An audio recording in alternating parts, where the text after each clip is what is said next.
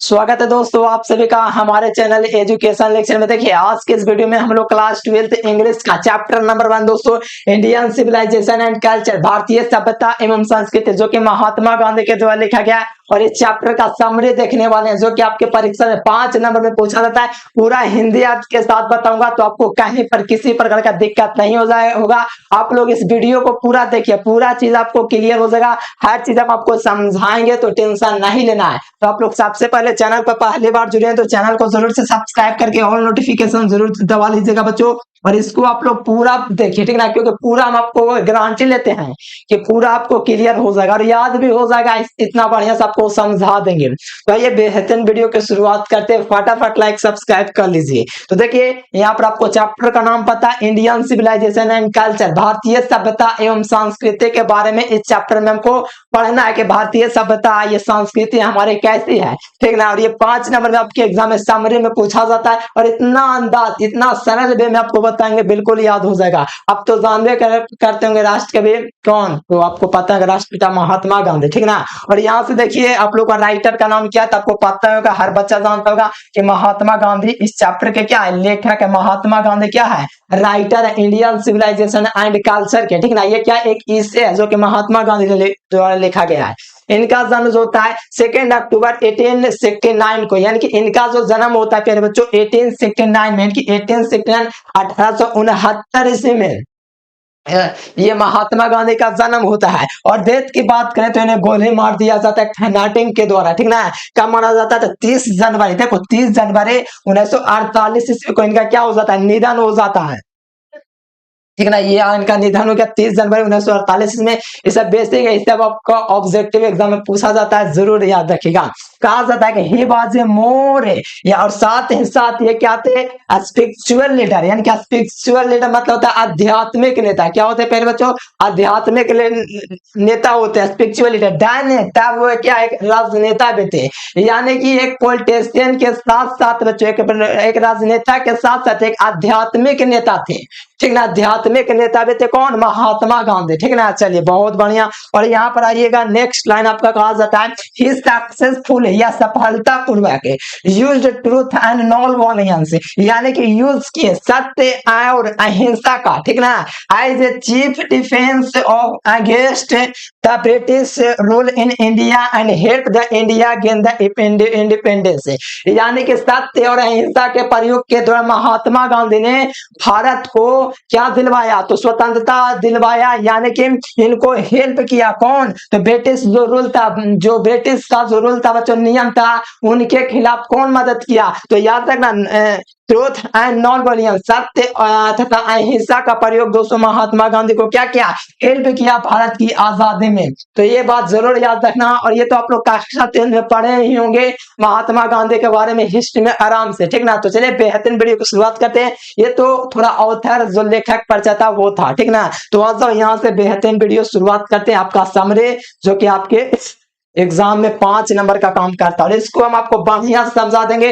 और एक गारंटी इस वीडियो के देखने के बाद आपको और भी कहीं वीडियो देखने की जरूरत नहीं पड़ेगी। चलिए summary 5 number Indian civilization and culture, Mahatma Gandhi. तो फर्स्ट ऑफ ऑल देखिए प्यारे बच्चों, कहा जा रहा है कि इंडियन सिविलाइजेशन एंड कल्चर, भारतीय सभ्यता एवं संस्कृति, दिस इज एन इसे रिटन बाय महात्मा गांधी। ये क्या है दोस्तों, एक इससे ये निबंध है जो कि महात्मा गांधी के द्वारा लिखा गया है। He was born on 2 October 1969 at Porbandar in Gujarat. इनका जन्म 2 अक्टूबर 1869 ईस्वी को पोरबंदर में होता है, गुजरात में पोरबंदर जगह, वहां पर इनका जन्म होता है।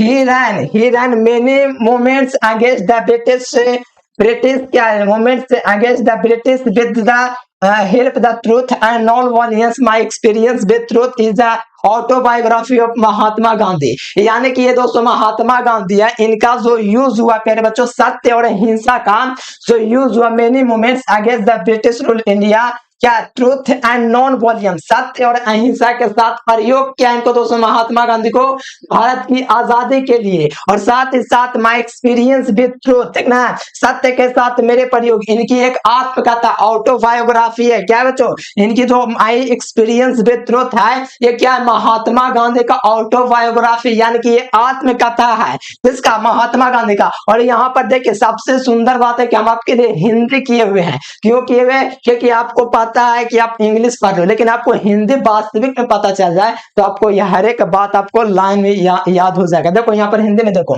भारतीय सभ्यता और संस्कृति महात्मा गांधी के द्वारा लिखित एक निबंध है। उनका जन्म 2 अक्टूबर 1869 को गुजरात के पोरबंदर में हुआ और उन्होंने सत्य के और अहिंसा के मदद से, सत्य और अहिंसा की मदद से क्या क्या अंग्रेजों के खिलाफ कई क्षण दौड़े। और यानी कई क्षण दौड़े तो इससे क्या है, भारत दो से क्या हुआ, इंडिपेंडेंस हुआ, स्वतंत्र हुआ। सत्य के साथ मेरे प्रयोग, ये महात्मा गांधी के द्वारा लिखा गया क्या, ऑटोबायोग्राफी है, आत्मकथा है। ओवरऑल मुझे लगता है प्यारे बच्चों ये फर्स्ट स्टेप था और मुझे लगता है ये आपको क्लियर हो गया है। देखो आपको सभी को एक ही स्टेप में लिखना है, अगर एग्जाम में आएगा 5 नंबर एक ही स्टेप में लिखना है। हम आपको समझाने के लिए, सरलता पूर्वक समझाने के लिए बांट दिए, ठीक ना, 3 पार्ट 4 पार्ट में, तो इसको आप लोग जरूर समझना और आपको एक पार्ट में ही लिखना है, सटा करके, ठीक ना। समझिए यार, अब थोड़ा सा नीचे आइए, यहाँ पर देखिए, यहाँ पर ये लाइन देखिए, पूरा एकदम एक्चुअल हिंदी अर्थ के साथ हम आपको बताएंगे। तो आप लोग देखिए यहाँ पर आपको बगल में हिंदी में लिखा हुआ है प्यारे बच्चों, इन दिस एक्सट्रैक्ट, यानी कि इस दोस्तों क्या उदाहरण में ये जो हिस्सा है, ठीक ना, ये जो एक्सट्रैक्ट, ये जो लाइन है, Mahatma Gandhi has shows that the Indian civilization better than the western civilization, यानी कि यहाँ पर इस लाइन के माध्यम से महात्मा गांधी तुलना करते हैं, यानी कि इंडियन सिविलाइजेशन को वेस्टर्न सिविलाइजेशन से, और वेस्टर्न सिविलाइजेशन जब तुलना करते हैं तो महात्मा गांधी हम लोग को बताते हैं कि वेस्टर्न सिविलाइजेशन से कहीं ज्यादा हमारा इंडियन सिविलाइजेशन है, ठीक ना। तो यहाँ पर देखिए कहा जा रहा है दिस इससे एक्सट्रैक्ट क्या लिखा हुआ है, Mahatma Gandhi has shows that Indian civilization better than western civilization, यानी कि कहा जा रहा है कि इंडियन सिविलाइजेशन है ना बेटर है वेस्टर्न सिविलाइजेशन में, ठीक ना। वेस्टर्न सिविलाइजेशन आप लोग अभी के देख सकते हो, अमेरिका का देख सकते हो, इंग्लैंड को देख सकते हो, फ्रांस को देख, कई सारा ऐसा मुल्क है जिसे हम लोग वेस्टर्न सिविलाइजेशन में रख सकते हैं। कहते हैं कि he says that our civilization cannot be the beaten in the world because we are following the path of the our instant made for us, यानी कि कहते हैं कि हमारे सभ्यता को दुनिया में कोई हरा नहीं सकता है, क्योंकि मेरी जो सभ्यता है, जो हमारे इंडियन का जो सभ्यता है, ये पूर्वजों द्वारा बनाया गया और हम लोग उसी रास्ते पर चलते आ रहे, इसीलिए हमारे पूर्वजों द्वारा बनाए गए सिविलाइजेशन को कहीं भी कोई भी हरा नहीं सकता। हम लोग उसी सिविलाइजेशन पर चल रहे हैं जो हमारे पूर्वज बना के गए हैं, उसको हम लोग फॉलो कर रहे हैं, इसीलिए हमारे सिविलाइजेशन जो है काफी ज्यादा बेहतर है, ठीक ना, किससे, तो वेस्टर्न सिविलाइजेशन से। तो यहाँ से आप लोग हिंदी में देख सकते हैं कि इस उदाहरण में, इस लाइन में महात्मा गांधी ने दिखाया है कि भारतीय सभ्यता पश्चिमी सभ्यता से बेहतर है, यानी कि भारतीय सभ्यता क्या है कि आपका बढ़िया है, पश्चिमी सभ्यता जो है बड़े बड़े देश आप लोग देखिए उससे काफी ज्यादा बेहतर है। उनका कहना है कि हमारी सभ्यता दुनिया में नहीं हराया जा सकता, सही बात है, क्योंकि हमारे जो पूर्वज से युगों युग में उनके द्वारा ये बनाया गया है, ठीक ना।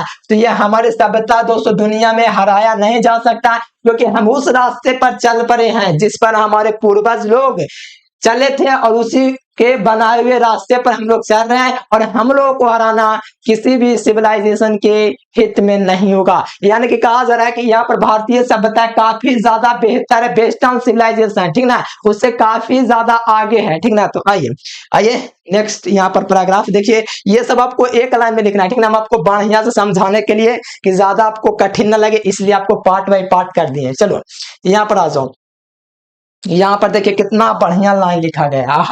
कहा जा रहा है कि गांधी जी से डैट, गांधी जी कहते हैं कि mind is restless bird, mind एक बेचैन पक्षी की तरह, mind is restless bird, the more it's gauge the more it's bonds, यानी कि मान एक बेचैन पक्षी की तरह है, यह जितना चाहता है उतना ही और चाहता है, यानी कि जितना, जैसे कि आप मान एक बेचैन पक्षी की तरह, जैसे आप लोग क्लास 10th में गए तो आपको मान लीजिए 420 नंबर प्राप्त हुआ, तो आपको लगता था कि 450 का आ गया, कुछ 450 लाया होगा तो सोचा होगा कि 470-80 का आ गया, मेरा टॉपर लिस्ट में नाम आ जाता। उसी प्रकार मान एक बेचैन पक्षी की तरह जितना ही चाहता है उतना क्या होता है उसमें लीन होते जाता है कि और हो जाता, ठीक ना।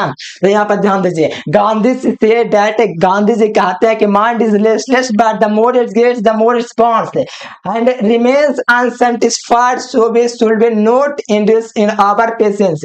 यानी कि कहते हैं महात्मा गांधी के माइंड एक बेचैन पक्षी की तरह है और ये जितना चाहता है उतने चाहने के बाद भी ये असंतुष्ट रहता है। यानी कि ये क्या रहता है, असैटिस्फाइड रहता है। यानी कि कभी मन जो है कभी संतुष्ट नहीं होगा, ये हमेशा क्या रहेगा, असंतुष्ट रहेगा। और 2 रुपया कमा लेता कल लगेगा कि 10 रुपया कमा लेगा, जब 10,000 कमा लिए तो लगेगा कि 1 लाख का कमा ले। यही यही मन एक बेचैन पक्षी है, इसको जितना बढ़ाओगे ना उतनी ये बढ़ते जाएगा, एक संलिप्त होते जाएगा कि हमको इतना चाहिए इतना चाहिए, इतना बढ़ते जाएगा। मन उसी प्रकार होता है। Should be not induce in our patience. और ये कहते हैं कि हम लोग को उतना क्या होता है, अतृप्त रहता है। यानी कि जितना चाहते हैं उतना हम लोग को क्या कहता है, मन चाहता है, ठीक ना, कि जितना हो सके कमा ले, जितना हो सके मैक्सिमम से मैक्सिमम सोचता है कोई भी।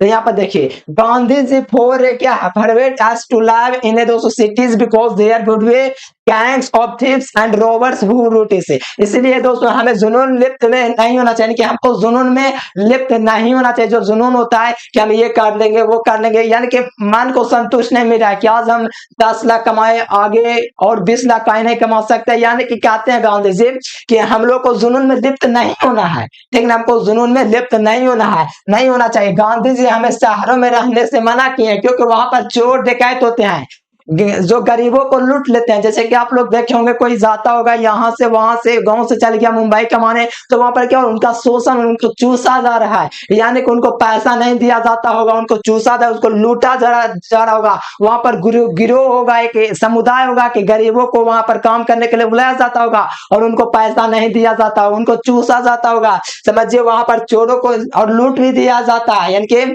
वहां पर जो होते हैं, मान के गांव वाला कोई गया तो वहां पर लूट लिया, मैंने कि काम दिया, खूब करवाया, लेकिन पैसा नहीं दिया, बोला अगला मंथ देंगे, अगला मंथ दिए, लेकिन दिया ही नहीं, तो वो क्या हुआ, वहां पर गरीबों को लूटा जाता है। इसीलिए हमारे जो यंगस्टर्स है, तो लोग जानते होंगे स्मॉल विलेज में रहना पसंद किए, क्योंकि पता है कि गांव में वैसा नहीं हो पाता है, ठीक ना। तो ये आपका महात्मा गांधी के द्वारा कहा गया, कितना बढ़िया लाइन लेगा, बिल्कुल आज की हिस्ट्री में बिल्कुल ये सही बात बैठता है। आप लोग देखिए, कोई भी जाता होगा मजदूर वगैरह कहीं बाहर चल के मुंबई कमाने, तो वहां पर पैसा नहीं दिया जाता है, ठीक ना, शोषण किया जाता है, कम से कम पैसा दिया जाता है, ठीक ना। अब यहाँ पर आइए, ये देखिए बहुत बढ़िया से हम आपको प्रयास किए कि समझ में आ जाए, क्योंकि ये सब समझ में आ जाएगा मेरे बच्चों, तो कोई दिक्कत आपको नहीं होने वाला है, ठीक ना।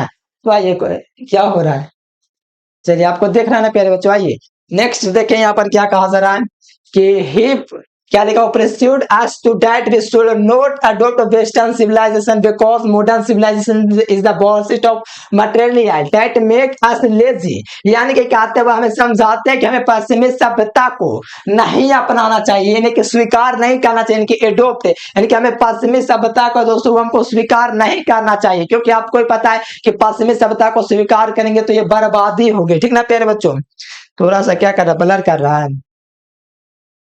चलिए यहाँ पर हमें पश्चिमी सभ्यता को अपनाना नहीं चाहिए, क्योंकि आपको पता है कि पश्चिमी सभ्यता जो है आपका क्या है, आधुनिक सभ्यता, सामग्रियों की पूजा है, वर्शिप ऑफ मटेरियल, यानी कि सामग्रियों की पूजा, यानी कि सामग्री का मतलब समझ लीजिए कि बेवजह सामान आ जाता है बाजार में, वो क्या वेस्टर्न सिविलाइजेशन में होता है। जैसे कि थोड़ा सा चलने के लिए क्या होता है, मोटरसाइकिल निकाल देता है, जो कि क्या है, सामग्रियों की पूजा, बेवजह फिजूल खर्च, थोड़ा सा रास्ता के लिए क्या मोटरसाइकिल निकाल देगा। देखिए क्या यहाँ पे पढ़ा दिया, यहाँ पे देखिए, at the last he said that he is not hater of the western civilisation, European civilisation suited for the European civilisation, but if we copy it means rain for India.